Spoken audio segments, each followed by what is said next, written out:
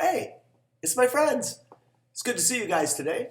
Hey, we're continuing in our work of as a community trying to stick together, even if we can only do it virtually, to have these moments of connection where we're kind of talking about some of the issues related to mental health and emotions and relationships and how we all deal with these difficult times to encourage us as families and as a community not to drift, not to get weaker, but to actually get stronger in these times.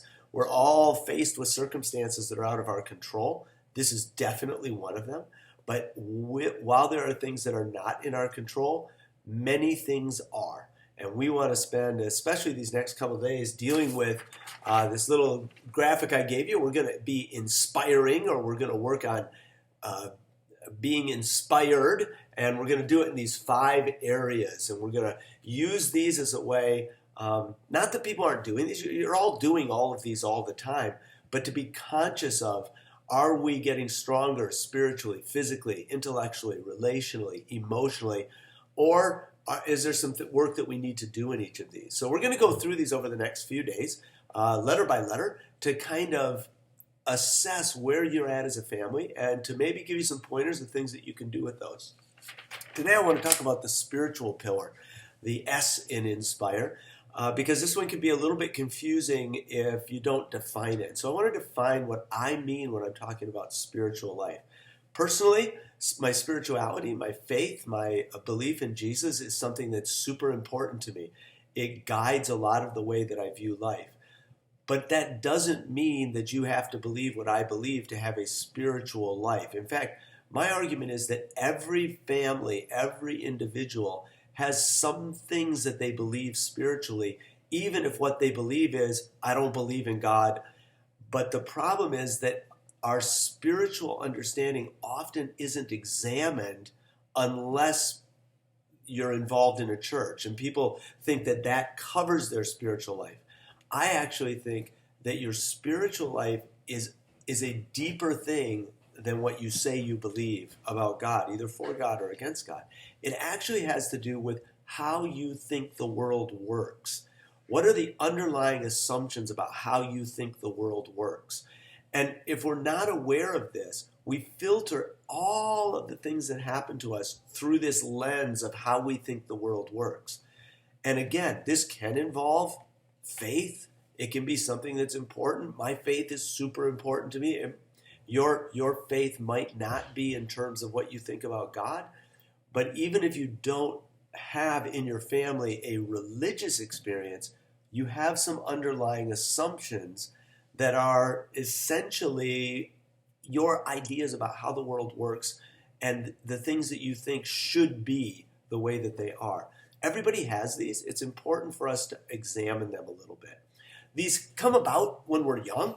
Actually, one of the really cool things right now is that if you're a family with children, especially children under 10, but even older, you have an opportunity to form the assumptions about how the way the world works in a way that's intentional through these times, in ways that might not have happened if we hadn't gone through these times. This is like a great opportunity to work in this area. What does this mean? What are the most important things in life? What really matters? So I drew a picture last week about it's not supposed to be this way. Well, there is a way it's supposed to be. And in the gap between those is we have these grief experiences, anger, sadness, guilt, all those kinds of things.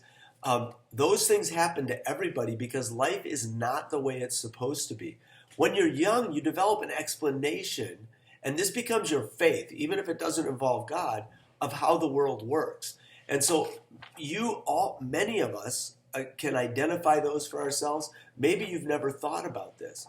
For example, maybe your faith is that if I work really, really hard, everything will turn out okay.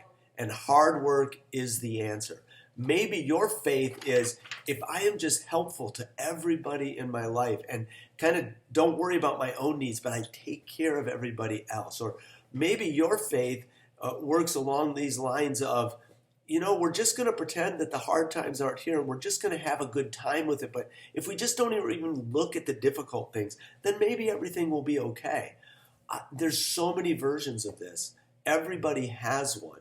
And that faith may or may not, as I said, involve God, but it's the underlying assumptions of what we believe. As we go through this COVID crisis, you have an opportunity to speak with your children as a family, to do some self-assessment about why you believe what you believe, and are those things actually true? Are they things that really matter to you? Let me give you an example of a spiritual statement that can kind of expose what you may really believe. So here is something that I will just say as a statement, that will break it apart. This is not happening to you. The COVID crisis is not happening to you. It's happening to us. And the broader we include the us, the better we connect with other people. But the more narrowly we say, well, this is really just happening to me, we take on a victim mindset that begins to explain life as bad things always happen to us and there's nothing you can do to control it, and we become hopeless and we can begin to feel elements of despair.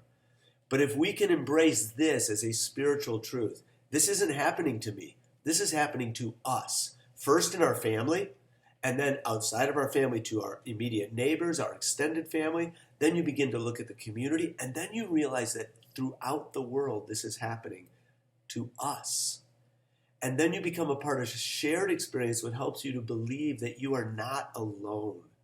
Because the problem with stress and anxiety and guilt and all of these grief emotions is that if we don't examine them and connect with other people, we begin to believe there's something wrong with us that's not wrong with everybody else. And that is actually a spiritual truth that impacts our emotions, that impacts our intellect. So we're going to begin, even as families, to have conversations about, what does this mean? What do we really believe? For those of you that are so inclined, I highly encourage that you develop something related to faith. If you are people that have gone to church but you've never really talked about it at home, wow, what a great opportunity. As families, sit down and talk with your children about, what does this mean and how do we find better foundational thoughts? We're not victims. We're going to overcome. We're going to be strong. We're going to be victors. We're going to overcome these difficult things. We're not alone in this. We're connected with other people. And not only that, but we're going to help other people, even if it's simply writing a card or connecting via the internet. We're going to examine the spiritual truths by which we see the world, the lens through which we interpret everything that happens.